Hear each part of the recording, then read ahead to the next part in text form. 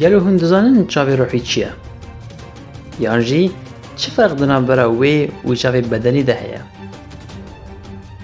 گلو دو تیگه ها دینی ده واتایا چاوی دل چیه؟ یان جی چما گلین آسیایی به تایبت هندی لسر انیا خواهی که چاوک سیامین چی دیکن؟ ما سه چاو هنه؟ گرمه چاوی سیامین هبه لکو در لشمه جدیگره. هونی برسه وان پرسان دی ویدیو ما ده ببینن. جبریا که هم دست بر راه کردن لیکورینا خواب بکن. جبو آگاه داره بون از زدتر ج ویدیو این زانستی و تندرستی. هیویدانم ببین شوپینه قنات ما یا یوتیوب و مال پر ما یا فیسبوکی.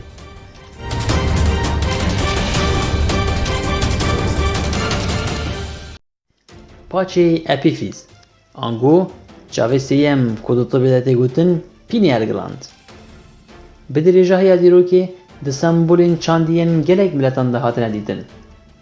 جسومریان بگیره حتی کردان، جبودیستان بگیره حتی مصریان. لسر گوپال و تاجن قراران هاتی نخشاندن، لسر استونین کله و پرزگهان هاتی قوارتن. لسر کفرین مزنیم باجار و پیکرین فراون هاتی کوراندن. او سامبولا کدش با گوزکا چامه گلو چما لسر مرویم بهز دهات نخشاندن و تنی لجهیم پیروز دهات کوراندن.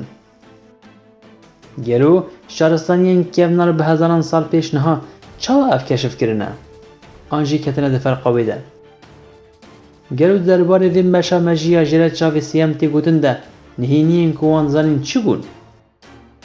به پیش کتنه مروهایی را ایدی در فتن تکنولوژیک جیگرک پیش چونه. بسدان لبد آنجی یکین دنین دبدن آمده که دست بکی منه دکاری ببینین نهایدی هم دکاری وان ببینین و آگاهین زدتر سر وان بگرین. تشتا کجرا پاچه اپیفیز آنجی چاوی سیم تی گوتن لگورا باورین اولیجی چاوی دل تی گوتن ام نها دکارین ببینه هم باشتر فان بکین. شکلی وی لسر گوزکا چامی ودشه. جبرویجی بلاتینی پینیالیز آنگو به چام هاتیه ناف کرن. بقاسی 5 حتی 8 میلیمتر آنه. آنگو جلیوانیسکی مزنتره. گریانی آوی دنبال 100 حیا 180 میلی گرم دایم. لرغم کو افقاس بچوکه جی پشتی گورچی که لپتا هر زده خون جلتی شاندنه. دمجیده همو برسیمتری کن. آنگو دمش هنه. لی یک فنه استثناء وی پاچه اپیفیزه. به پیش کتنا تبیره ایدی ارکیم وی پاچه اپیفیز باشتر هاتن رونی کرن. پاچه اپیفیز هستین کیف خوشی زندی بوین و چالاک بوین دیده مروان.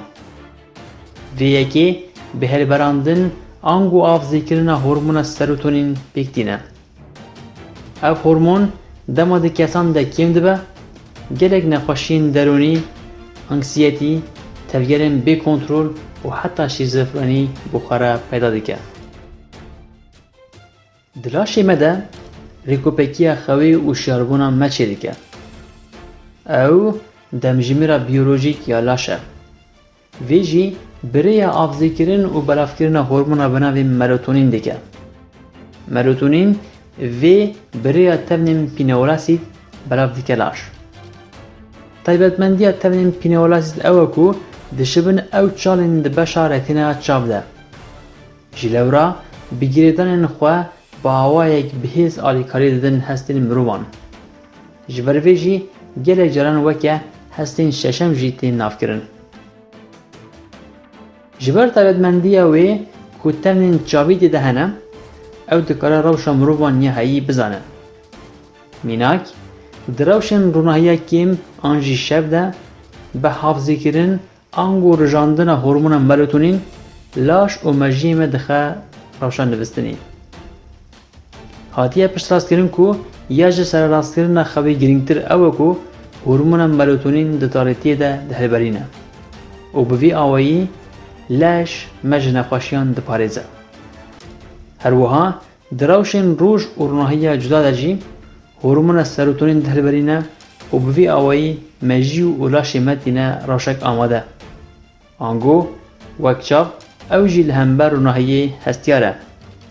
dikare birêya çerm bizane ku ronahiyê heye an ne. Dema ku çav dikare bi ronahiyê de karê xwe bike, epîfîz berova jiyê wê di tunebûna ronahiyê de dest bi tevgerê dike. Li gorî lêkolînan, rêjeya kanserê li welatên pêşketî û ronahiya xwe berdewam heyî de 6 qatan ji welatên kêm îmkanên ronahiyê heyî zêdetir e.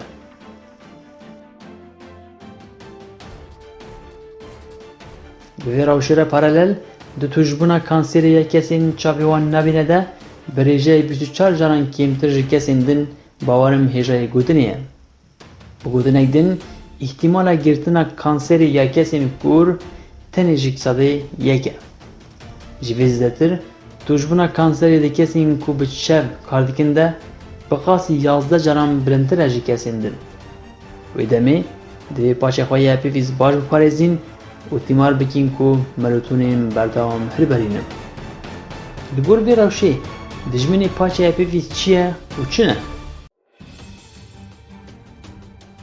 Li gorî lêkolînan, ya yekem florora ku di nava mecûna dinan de têkharanî ne. Li gorî ku çi fedeyê wê tune ye jî, lê yeke ji pêkhateyên mecûna ku rojê 2 caran pê didan tê şuştin. Ev florora ku hêdî hêdî mirovan şehr dike, bi taybet dema şuştina didanan ya ji berê razanê ku baştirîn demjimêra karkirina paçê epîfîz, yanî di navbera demjimêrên 23 û 5 Saharê de ye, ev dibe sedemê kirêjgirtina wê û neafirandina hormonan. Başta çima ev tê kirin û bi berdewam tê pêşniyar kirin? Gelo sedemê vê tenê paqijkirina dirana ye? Bersiv ne gerek ronî ye, lê di astek bilind de ji bo nehêlana karkirina yekane lebeta me, ya ku bi pêşbînî û rastiya mutlaq dibîne, ango astenkirina paçê epîfîz e. Dibe ku dê xwestin weke êlan xizmeta sîstema heyî werî kirin. Hatiye piştrast ku bikaranîna floror mirovan zêdetir bin emir, yanî serşoriyekî ji fermanan derçê dike. Hormonek din ya paçê epîfîz ku erkê wê gelê girîng heye, navê wê DMT ye. Ango dimethyltriptamîn e. Evan e komekiya molekûlan e û zêde nayên zanîn. Di hinek sedemên nediyar, ev hormon herî zêde di dema jidayîbûn û mirinê de tê hilberandin. Wekî molekûla ruh jî tê binavkirin. Tişta ku vê hormonê jiyên din cuda dike, di hemî zindiyên li ser cîhanê de tê avzêkirin. Hinek zanyar dibêjin ku ev DMT ango molekûla ruh erkê zimanê molekûlî yê hevbeşê tev zindiyan e. Li gora gelekan jî ev rewşekiya psîkodelos e, an jî psîkekûn e. Wateya vê ruh an jî zihn derxistina holê an jî qêrkirin e.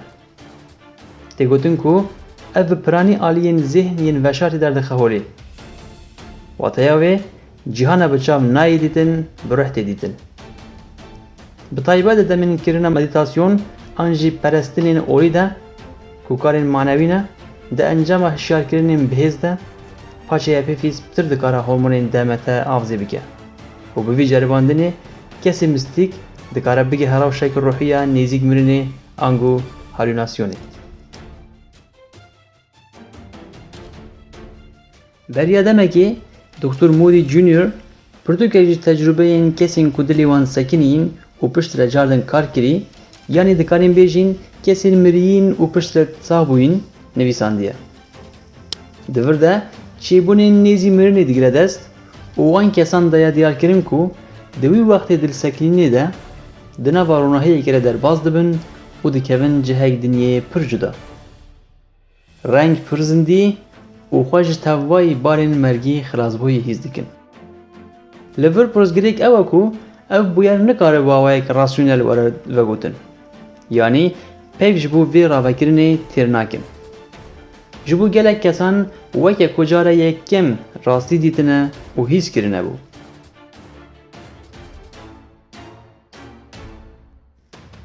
Bûyera pîzoelektrik. Di paçê epîfîz de hinek maddeyên weke krîstal hene.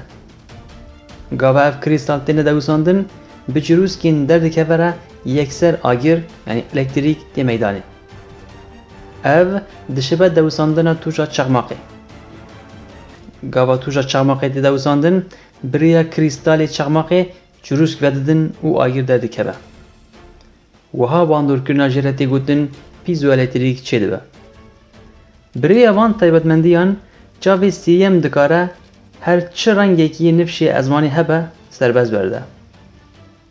Bi çalakbûna vê taybetmendiyê re hormona DMT tê de zivehanîn. Têzanîn ku DMT hêza em baştir cîhanê bibînin û bikevin di fer qatiştên heyî de dide mirovan. Ji ber vê jî DMT weke lensê paçê epîfîz tê navkirin. Ev cihê ku paçê epîfîz di ser de girtiye, di şaristaniyên kevnar de şivandine çav. Îca ji ber vê çendê jî pineal gland an jî epîfîz weke çavê sêyem jî hatiye pênasekirin. Tişta li vê derê ecêb ew e ku gelo şaristaniyên kevnar li rexmê derfetên kêm bi çi awayî xwe gihandine naskirina hêz û erkê paçê epîfîz. Bandor û erkên wê çawa ferq kirine? Di Misra kevin de çavê Horus temaşe bikin û pişt re jî li cihê epîfîz ê di serê mirovan de bilêrin. Ew sîmgeya mîtolojîk ya jê re çavê Horus tê gotin û paçê epîfîz çi qas dişimin hevdû, wane? Li Hindistanê xala Sûriya di navbera her du çavan de hewateyek din ya vê ye. Gelo ev rastlî hatine? Li ser vê gelek tişt hatine nivîsandin. Yek ji wan jî pirtûka bi navê Drawing Mathematical Papyrus ya nivîskarên bi navê Gay Robbins û Charles Schulze.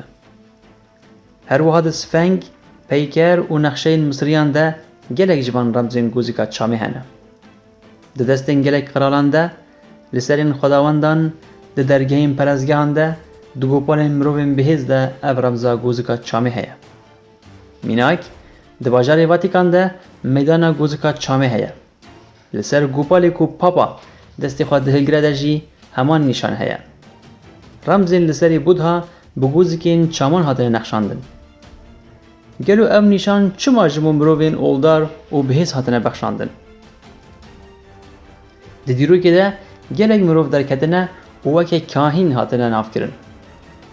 Gelek kes derketine weke bînerê pêşerojê an jî qederê hatine nastandin. Di civankên wan deman de ev kes pîroz dihatin dîtin. Dihat hizirîn ku van mirovan hêzek xwedayî heye. Ji lewra ew dibûn pêşeng û hêzdarên civaka xwe. Şaristaniyên kevnar ji ber ku bi awayekî karîne vê hêza paçê epîfîz feq bikin û weke çavê sêyem pê bawer kirine, gihane vê xalê ku mirovên jîr û kahîn tenê xwe vî çavîne. Ji lewra mirovên şaman, rahîb û hinek qiralan jî kariye vê taybetmendiyê qezenc bikin. Çavê sêyem bi vegotinên mîtolojîk de jî bi gotina çavê dil tê bawer kirin. Vê yekê bandorek mezin li ser wêjeya cîhanê û bi taybet Kurdistanê jî kiriye. Li sed sala bihorî de gelek pêşketinên teknolojîk û tenduristî çîbûne. Bi saya mirovên weke Dr. Walter Rouse êdî mirovahî giha astekno. Di encama ceribandina Dr. Rouse de derket holî ku me jî mirovan ji pêrên enerjiyê pêktî. Her wiha cihê ku ev pêrên enerjiyê herî lêkûr û kom dibe, herîma bi navê pineal gland an jî epîfîz e. Hat hînbûn ku ew paçê epîfîz dikare bi hêza xwe bigihe wê astê ku gelek tiştan pêşbînî bike. Ji ber ya rû bide pê bihese û gelek taybetmendiyên din ku di mecî de veşartîne girêdayî wê ne. Bi vê awayî gelek kesan ew wekî hestî şeşem jî navkirin. Diyar e ya ku şaristaniyên kevnar jê re gotine çavê sêyem û ya ku jê re hestî şeşem tê gotin heman tişt e. Ji ber ku hem cihên wan di ser de hem jî erk, hêz û pênaseyên wan di astek jûr de hevdû digire. Ji ber wê ye ku fîlozofê navdar Descartes gotiye, cihê beden û ruh digihe heve paçê epîfîz. Lê ya heyî ji wê bêdetir diyar dike. Ji ber ku gelek tiştên din jî hene ku hêj nehatine gotin.